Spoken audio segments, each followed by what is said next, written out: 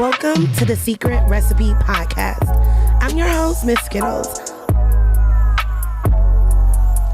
Hey guys, on another episode of the Secret Recipe, I am sitting here with Michael O'Donnell, the #1 sales guy in solar. And honestly, I believe one of my secret recipes in life is sales, because I've sold myself in every single thing that I've had to do. Like, I remember when my mom didn't want me to cheer, and I was like, she's like, oh, those skirts are too short. My mom was a pastor, so she's like, she was selling you against it. Yeah, she's like, oh, those skirts are too short. I came up with the whole campaign on how cheerleading would help my confidence and how, I would be more social, I would get better grades. Right. Yeah. And guess what? I became a cheerleader. So my daughter is just as good a salesperson as you are, let me tell you. So how did you get into it? Like, can you give me a little bit background on how you got to where you are now, being the #1 sales guy in solar? It's funny. I think some people kind of have a knack, maybe a little bit born for it. Not everybody does. You're talking about you selling your mom. It reminds me of my daughter and her being like 2.5, 3 years old. She's in the back seat of the car. She's in a car seat. We're coming home from grandma's of the big whatever day that we're having over there. And she says, how about we go to Cold Stone and get mommy's favorite ice cream? And I thought, oh my God, this one's going to be the salesperson out of my 3 kids. That's the salesperson. And she is. She's the salesperson. She's the chip off the old block. So I think I'm one of those people that if you might have met me, in high school or college, you'd have said, you might want to they told me 2 things. You might want to be a lawyer because, I'm pretty good at like winning arguments, or maybe sales. And I kind of looked into what lawyers did for a living. That didn't sound like fighting with people. I'm not a fighter with you. I'm a lover, not a fighter. I don't want to fight with people for a living. And so that was kind of the idea. I tell people that salespeople, great salespeople, have a little bit of that born, not just made. I think anyone can be good in sales. Yeah. There is a recipe for it. You can do the numbers, learn the skills, and become really good at it. But some people have that knack, right? I happen to be Irish, who they happen to say, the Irish are the people that can tell you to go to hell so that you're looking forward to the journey. Wow, I've never heard that. That little gift of gab, So I have a bit of that. And so that's obviously very helpful. Not everybody has that gift of gab. So obviously if you do, that's a good start. Wow. So you say that sales can be taught. Yes. And you teach it currently. Yes. So someone that is not able to get a yes from any customer can be taught on how to do that? Because I've always felt like you are gifted with certain things, and then if you are not gifted in sales, then go do something else.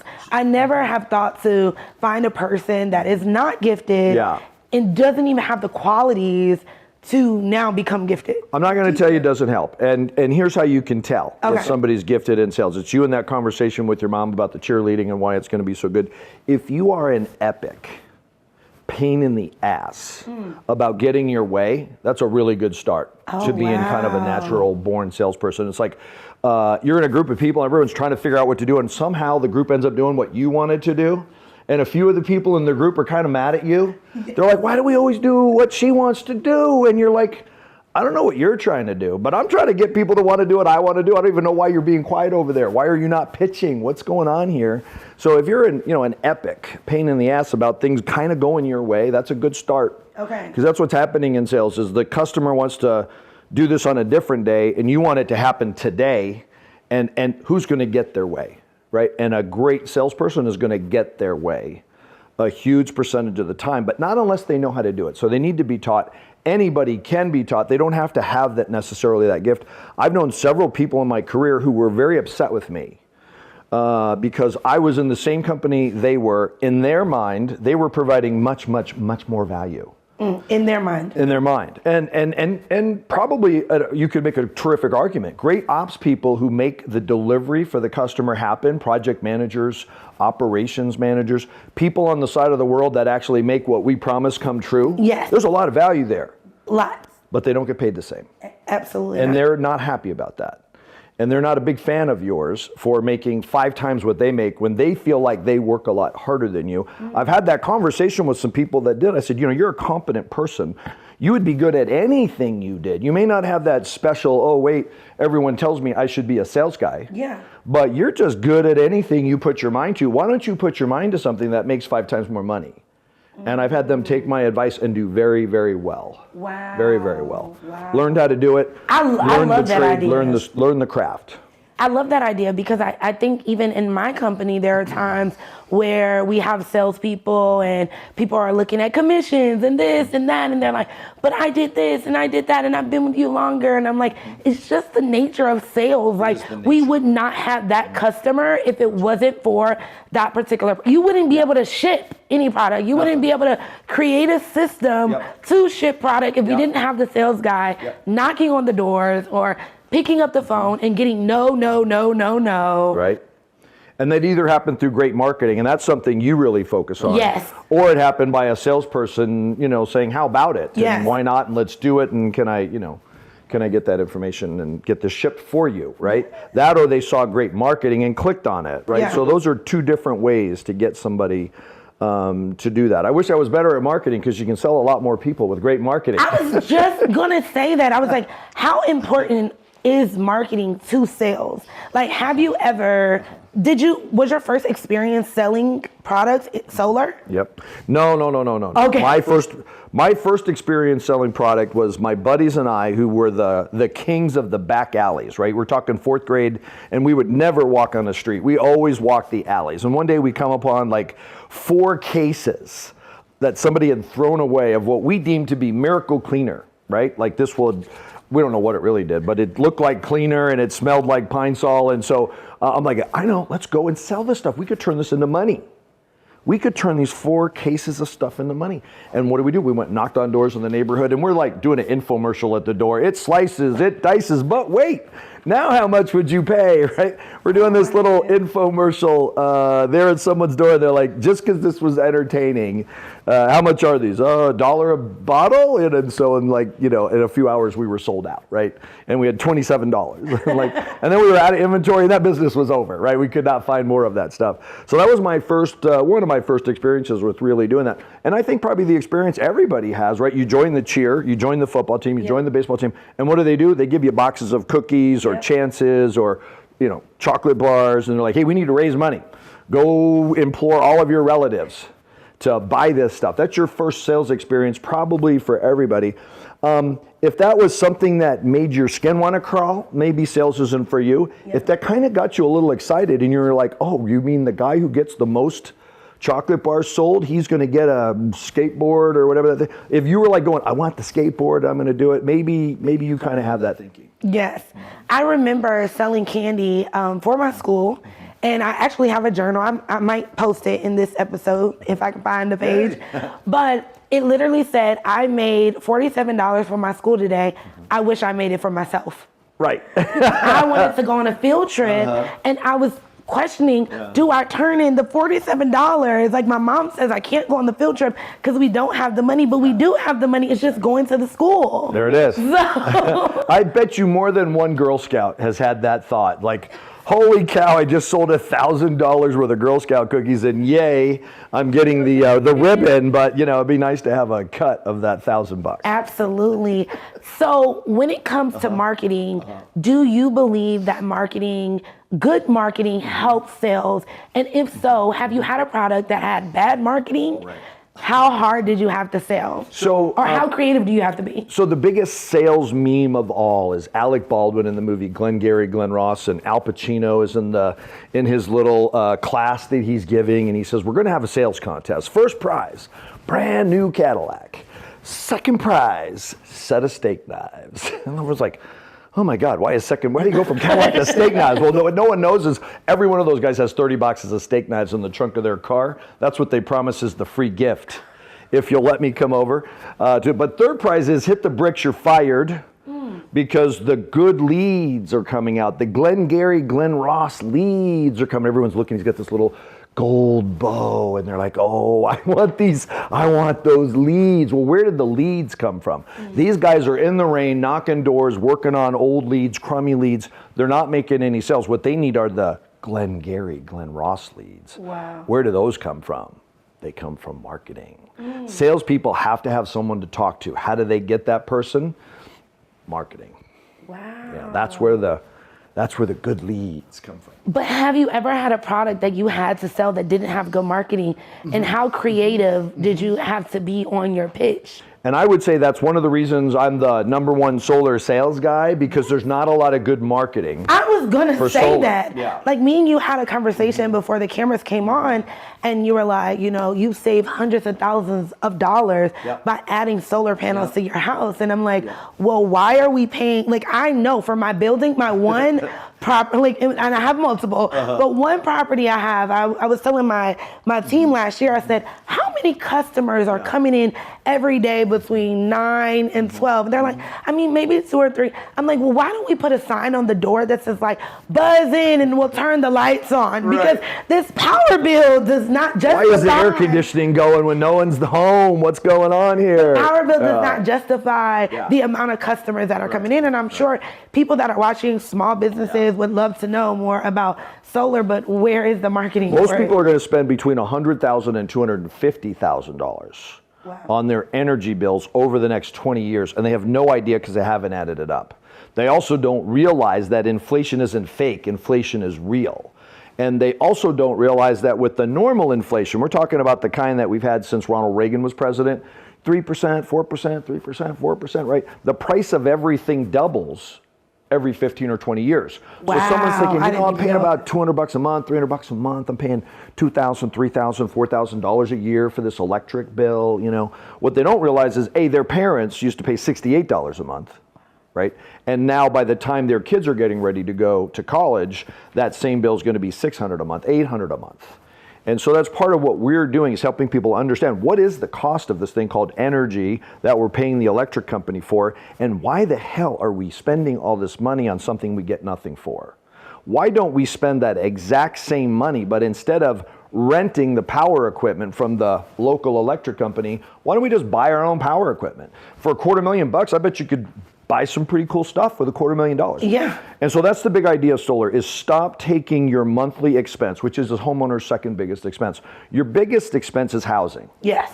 And as a family, as a person heading up a family, you have to decide, we have to live somewhere. We don't have a choice. Yep. Gotta live. Yeah. So we have to have a housing budget. How do we spend that housing budget? Well, we'll just rent a place and we'll spend, $2,000, $3,000 a month on our housing budget. So 10 years from now, you're still in this home, you've been given the landlord $20,000, $30,000 a year, and how much of that money do you have to take with you when you leave? Oh, and by the way, is the rent still $2,000 10 years from now? No, because I was gonna say. Yeah. You said 20,000. I know people live in a 1-bedroom apartment that are paying that now. I know. Now, yeah. My daughter just got married. She's looking for a house, and oh my gosh, I'm like, for $2,000, you don't get anything. Yeah. So my mentality is still, stuck thinking $2,000 is a big mortgage payment. My first mortgage payment was $700. So that same idea of, okay, you're going to spend $20,000, $30,000, $40,000 a year. Yeah. What are you going to get in return for that money? If you rent the place, you're going to get nothing. If you decide to own that house, well, a couple things happen. One, every single time that you make that, say, let's call it 3, you make a $3,000 mortgage payment, well, that brings the balance down. The amount of that balance coming down from what you paid, that's called equity. And over the course of that 20 years, you paid that balance way down. Maybe you set it up on a 20-year mortgage, or maybe you made 13 payments a year instead of 12. Yep. If you did that, you're going to pay that house off like 7 to 10 years faster. Yep. So in 20 years, you're paid off. Well, then in that 20 years, is the price the same as you paid for it? No, it's a lot more. Between what you paid for it and what it's going for now, that difference is called appreciation. Yes. The difference between the appreciation and the equity, that's called your net worth. That's where 80% of the homeowners in America get their net worth, is from the difference between what they paid for the house and what they owe on the house 10, 20, 30 years later. Wow. That's a majority of Americans' net worth. Well, that same thing applies to owning a power plant. If you take the $250,000 and spend it on electricity at the end of that period of time, you not only don't have anything to show for it, the price has doubled, tripled, quadrupled, and you're like, we can't afford to cool down 2,500 square feet anymore. We got to like move to Sun City. Yeah. We got to get into that 800 square foot condo so we can afford to cool the place down. So if you'd have taken that money and instead just purchased a power plant with that same money, a couple things would happen. One, just like your mortgage payment, if you own a house, 10 years from now is exactly the same as it is now, right? And 20 years, same thing. And in 30 years, same thing. And if it was a 30-year mortgage, it's now paid off. Wow. You paid it off in that period of time. You do the same thing with a solar system, a power plant. You put it on your house, and every month, instead of giving that money to the power company, instead you put it towards your solar equipment loan, just like a mortgage. It's basically a mortgage on a power plant. And one, that payment stays exactly the same. So instead of doubling or tripling in the next 10 years, it's the same. And then 20 years later, you're paid off. Wow. You're here at zero. Would you rather be what's the here difference? Or here 20 years from now? That's what people who are looking at a solar system, do I want to end up here or here? Simple question.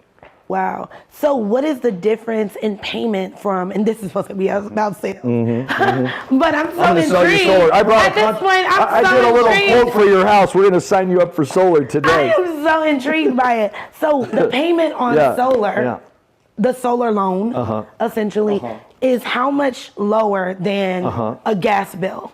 So I know exactly the answer to that question. Okay. And you're ready for it? Yes. I've never seen your home, have I? No. No. Do I know how many square feet it is? No. I'm about to tell you how much solar costs compared to what you're paying the electric company. Okay. This is like a magic trick. Okay. Are you ready? Yes. It costs less. God. It's less. Much less. Quite a bit less. Wow. It's like $250,000 less over 20 years. In the near term, it's just going to be less. I don't know if that's $10 a month or $50 a month or $100. That's going to depend on your roof and how well it faces the sun and how much power you use and what your local utility pays versus what the solar is going to cost you for the same power. Wow. But I know one thing, it's less. And so when you see solar on the internet, you're going to think that solar, it can't be free. One of the biggest problems we have is our marketing. The marketing all says zero cost, zero free. And bro, I'm not stupid. I don't think there's any chance this thing is free. You're not going to put a $50,000 thing on my house and call it free. There's no way it's free. What they're saying in all that marketing is there's no cost. Well, how do you justify that? Well, here's the thing. The government is the one pushing solar. Why? Because we got a huge problem. The huge problem is that, a couple hundred years ago, we had too many people to just go around gathering firewood. There was too many people to find enough firewood every day to cook and heat and do all this stuff. So they said, well, we got to find something else to burn. And they dug down into the ground and they found coal. We started burning coal. Okay, we got this coal. And of course, you've seen London and the Mary Poppins days and everything's just whoa. So now we're burning coal, right? Well, then we can't burn it at the house. We got to build it at a power plant so the soot isn't everywhere. So then we started going we need more power than just rocks. So then we started to pump up this sludge out of the ground. Needed to put it in cars and steamships and all this kind of stuff. And that's oil. And we're getting this sludge out of the ground. We're lighting it on fire, right? So now we're lighting all this stuff on fire for 100 years. All of a sudden we got another problem. We now I don't know if you know this, but 2 months ago we crossed the transom of 8 billion people that are on this spherical planet. Yes. How long can 8 billion people be sucking garbage out of the middle of the thing to light on fire? Talk about unsustainable.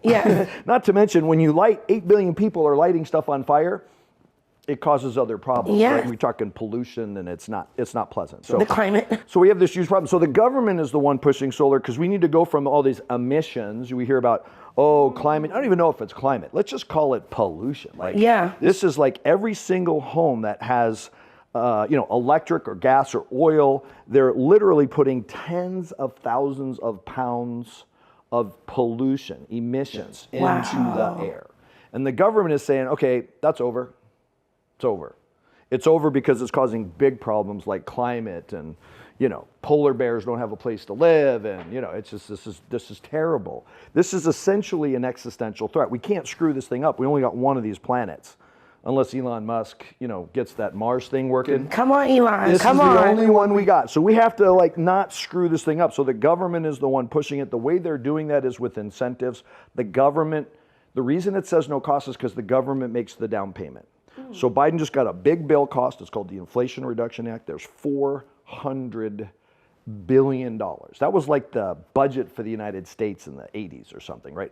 $400 billion to spend on solar and other green energy projects for people's homes and their businesses. $400 billion. Wow. And that comes to you as a down payment. The government gives you the down payment. So they give you 30% of the whole cost of the system. Wow. And so that comes up front. So your down payment is zero. Well, that's no cost. Then every month you're going to have a kind of a car payment, $160 to $220, $270. Well, are you getting that money out of your budget, out of your bank account? No, you're going to steal it. This episode in conversation is powered by The Bakery Cowork, the largest female-focused co-working space for aspiring women. Right now, every single month, that money is going put into For an my audience envelope. to steal. You're going to steal it. We're going to kind of swipe it. Okay, Steal it. okay. Right now, it's getting into an envelope and it's being sent to the utility company, Yes. to the electric company. We're going to swipe it, take it out of that envelope, and put it into this envelope that says power plant ownership, and we're going to pay off this power plant with the money we were already spending, except it's less. So there's some money left over. You got an extra $50 or something like that. What are you going to do with that money? You think you can figure out something to do with $50 a month? Yeah. It's not going to change your life. But that $50 is going to grow because if you stay with the utility company, that cost is going to double and triple over the next 10 and 20 years. Why? Because the government said it's over.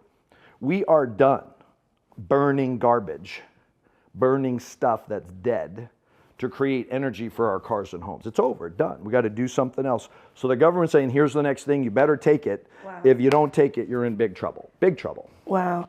So for the person that, first of all, thank you. I feel so enlightened about a subject matter that has always been like, oh my God, no, like this is for, mysterious. yeah, it's like, no, I'm not ready for that. But now I'm like, whoa, this is why we have electric cars, and this is why, I love my electric car, but this is why we're on this wave, and this is why climate, it just woke up so many things, and I hope that my audience is also listening and understands that exactly what you just said. But I said all of that to say, as much as information as I did not have in regards to the subject matter, everyone else is the same way. How do you sell a product in which people are confused by, or mysterious? It's mysterious, or it's like, oh, I don't need this, or oh, I'm so conditioned to believe that this is right. Remember that show, Who Wants to Be a Millionaire? Yes. And they'd start out asking you a question, who's the first president of the United States? And you're like, George Washington. Duh. And the next question was, how many ounces in a pound? You're like, duh. And then you get the guy that would get that question, he would be like, oh, I don't know it. And he'd be like, what an idiot. And Philbus Reben was the first guy. He would go, guys, it's only easy if you know the answer. Okay? So if you don't know the answer, it's mysterious. Yeah. But if somebody taught you, George Washington, he was the first president, you'd be like, oh, I know that one. Now you raise your hand, push the button. So if you sit down with a solar consultant and he has an engineer look at your roof, do the numbers, and say, well, you're spending $4,000 a year on electricity. That means you're buying 20,000 of these units called kilowatt hours. Turns out we can put enough panels on your roof. They fit to make that exact same amount of power, and your $4,000 a year for power is going to be, next to nothing. You're going to have to pay the power company 10 or 20 bucks to have a meter and have a connection. So, and a lot of things about solar people don't know that really kind of go, how's that going to work? There's a really downside to solar.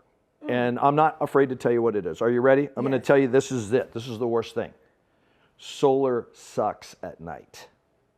Doesn't do a thing. Sits there. You got thousands of dollars worth of it. Doesn't do anything. It sits there all night. And people go, yeah, right. Solar, no sun, no solar energy. So this obviously, I don't want two bills. And so they don't understand how it works. So that's part of my job, is to sit down and say, you're right. Solar doesn't work at night. So here's what we're going to do. We're going to buy power from the utility at night.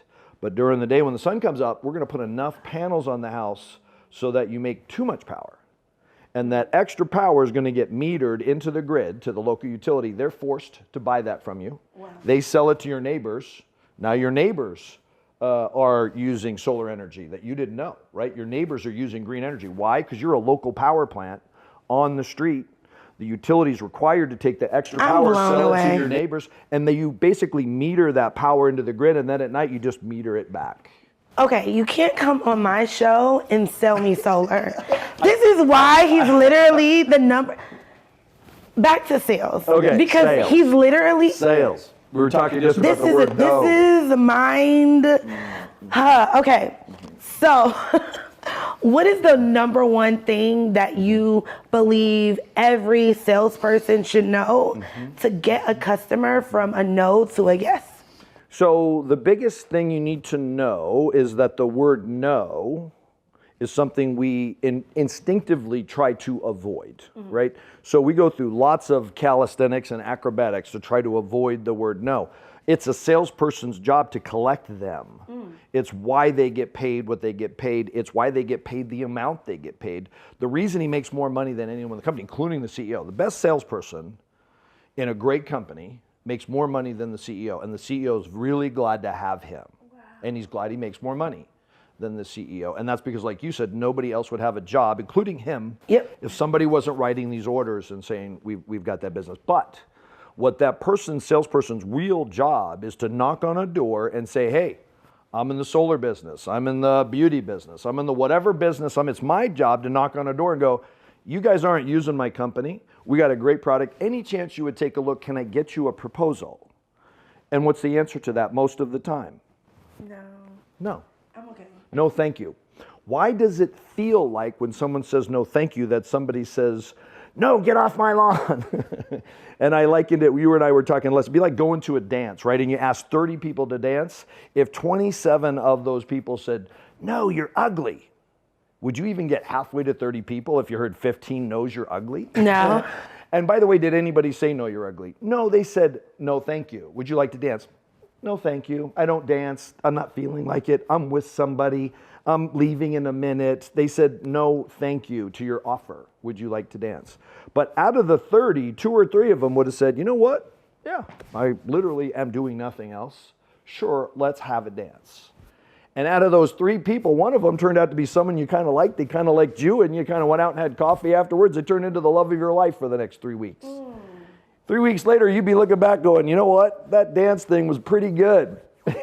I think I'm going to go to another dance. Why? Because you were looking at the result of getting past the 27 no's and getting to the 3 that said, I'll consider it, and the one that said, I like this deal. I'll buy. I'm in.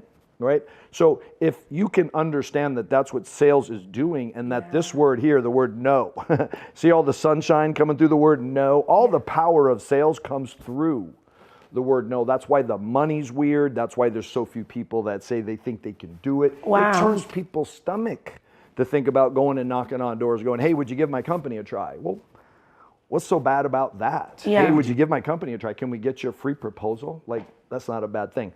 However, to most people, it's an anathema to their existence, unless they get it. And when they get it and they go, oh, I talked to 30, 20 of them say, no, thank you. No one said, no, you're ugly. And 3 of them go, I'll take a look, and 1 buys. And because of that, I make, and in the solar business, the numbers are truly weird. Okay.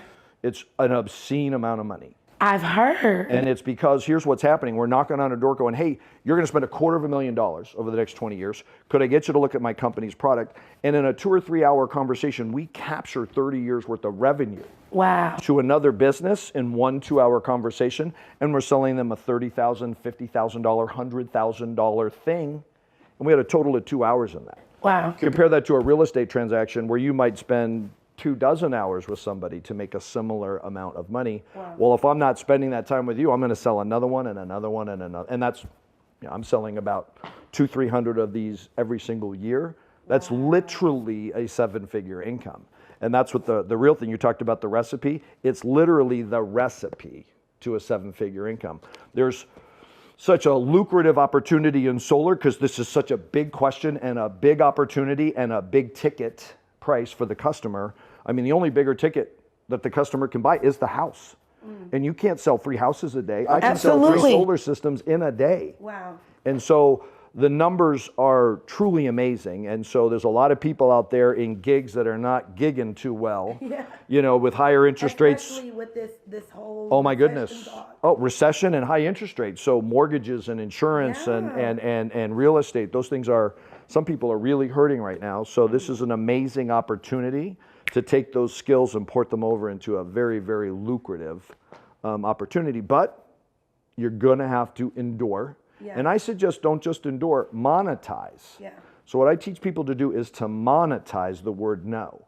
So if I talk to 30 people and 27 of them say no thank you, and 3 of them say I'll look, and 1 buys, and I make $5,000, if I divide that by the 30 people, I made hundreds of dollars. For every person that everyone said no. Right. That is such a good mindset. I have to stop because oh my God, that is amazing. Yeah.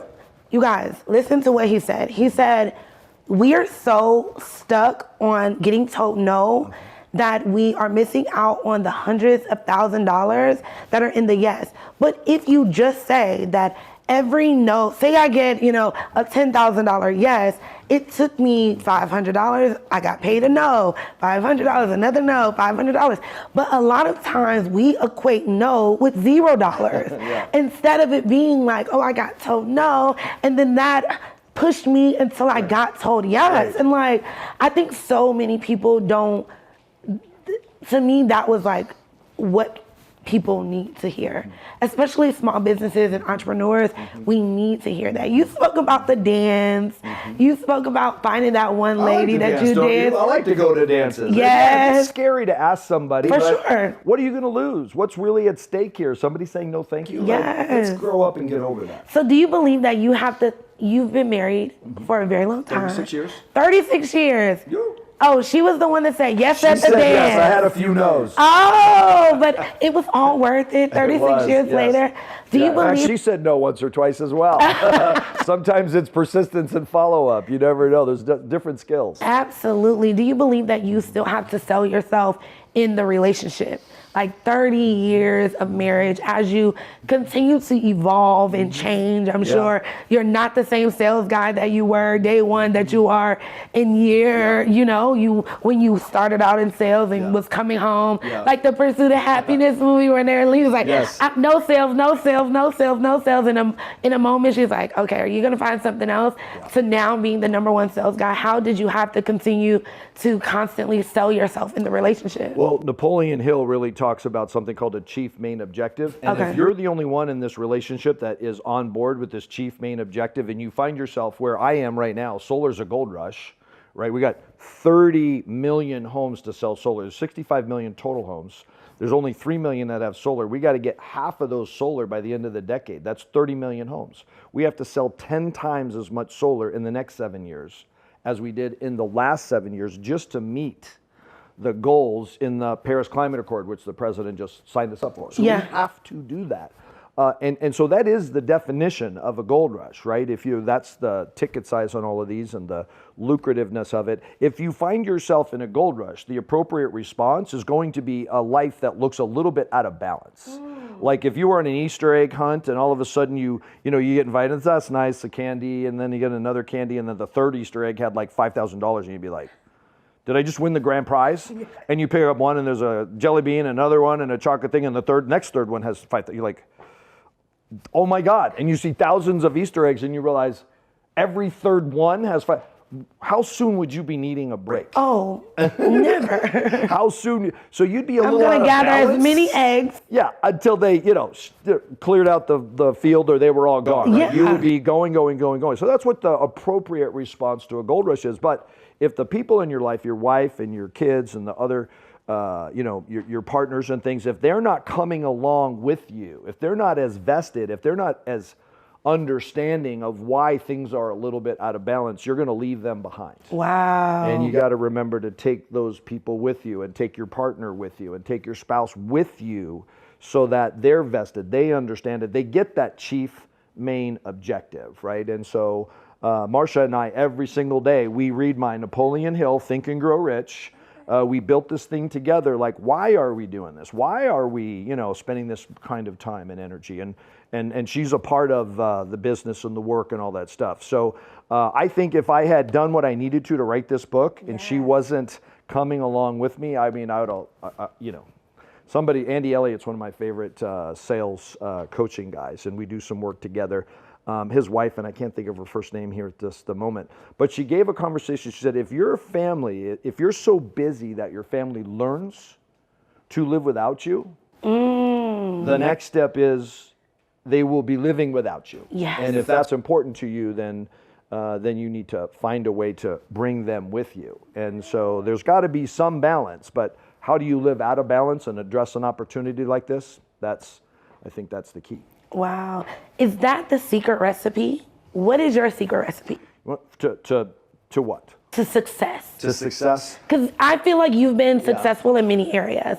Not only are you the #1 sales guy, marriage is work. Yeah. You've been 36 years married, beautiful children, you're parenting, like that's success to me. And most people can only dream of having this life and having all of these things perfectly mapped out. What is the secret recipe? So I've been a salesman for a long time, and I will tell you, and I love that you use the word recipe. What's the recipe, right? This is the recipe to a 7-figure income.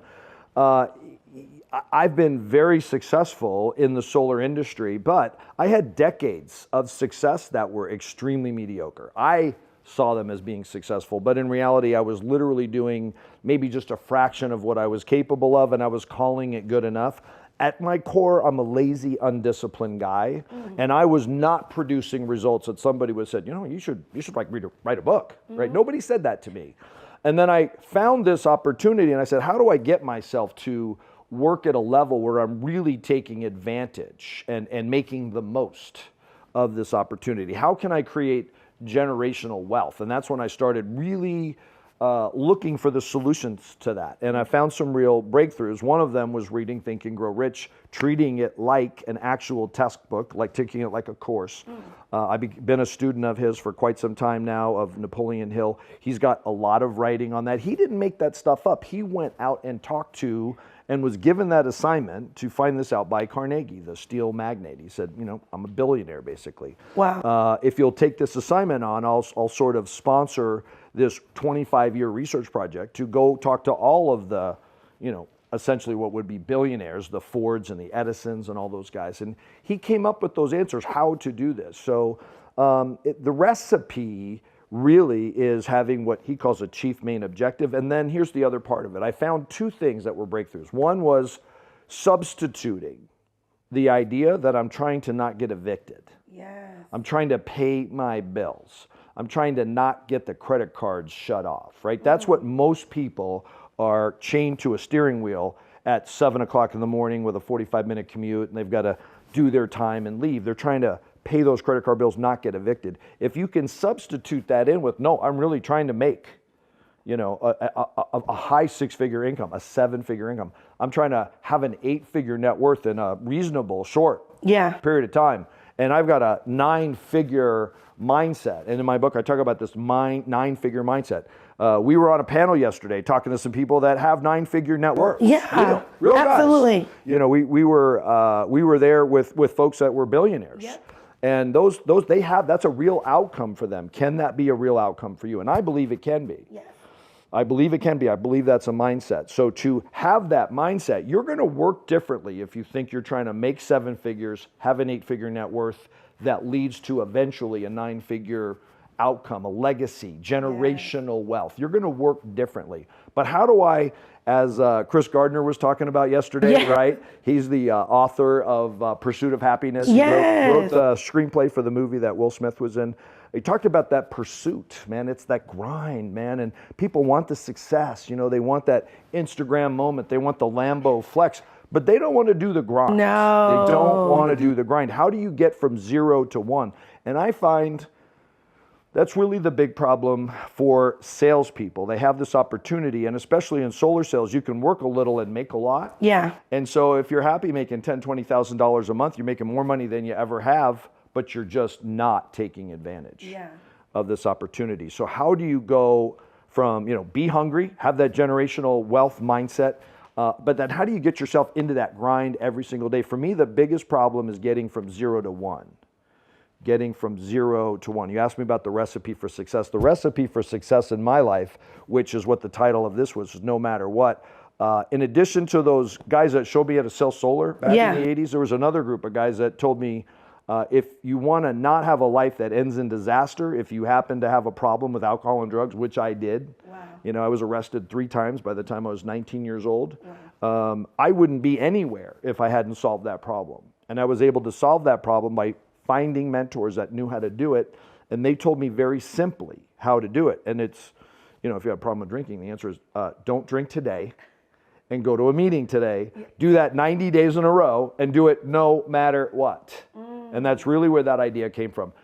Motivation doesn't work. You can go hear Tony Robbins, you can go hear any of these great motivational speakers, and you'll be fired up for a day or 2 or 3 or 5. And when life hits, man, when the grind is ready to grind, and you're like, holy cow, how do I get from 0 to 1? Here's what motivation, inspiration can do. And if you find this conversation a little bit of motivation, a little bit of inspiration, like maybe I could have a 7-figure, and maybe I could have an 8-figure net worth. Maybe I could be one of those guys that has a rock star, movie star, $100 million net worth lifestyle. Maybe I could do that. If you find that inspirational, what you need to do is seize.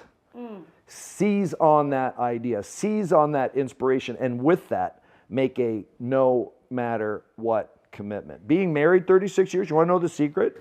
Please. Don't get divorced and don't die no matter what. I've been to the brink. I've been to the edge. I've stood in front of a judge who goes, are you guys here to get divorced or what? And we're like, no, let's not get divorced. No matter what. Yeah. No matter what, don't get divorced, don't die, and you'll end up married 36 years. Now, hopefully there's some better parts to that story, and there are. It's the most greatest story I could possibly tell you. But the same thing, if I was to spend my life in prison or dead because of an alcohol and drug problem, and I had to gather that inspiration. What did that inspiration come from? Getting my ass kicked by alcohol and drugs. That's where the motivation, inspiration comes from. But that will go away.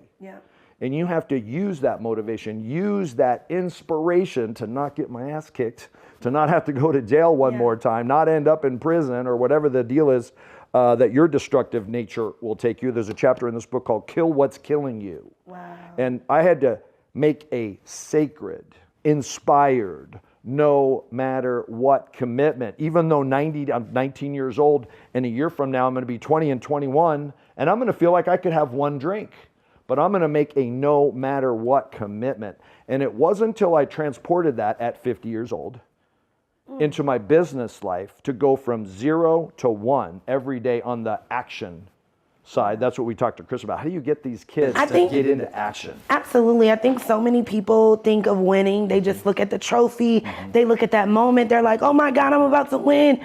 But they don't show up to practice. I realized that as, growing a business, I have so many people that want to be around me because of what it looks like. But when it's time to grind, when it's time to show up to practice, to get those replays into, so I can tell you exactly what to do and how to do it, they don't want to do that. And I feel like one of the secret recipes for me is that I continued to show up to practice. When it didn't look good, when I didn't have the nice shoes, when I couldn't afford the uniform, when I didn't know how I was going to get in the room, when I didn't know what my team looked like, when I sometimes didn't even believe in the team. When you didn't feel like it, you didn't have to go. Oh, no. Even when I felt like it, when I didn't feel like it, I showed up to practice. And ultimately, that is how winners end up winning the game. So this unbelievably brutal thing that people, when you say, you can make $1 million, you just have to go door to door. You'd be like, man, I'm not doing that.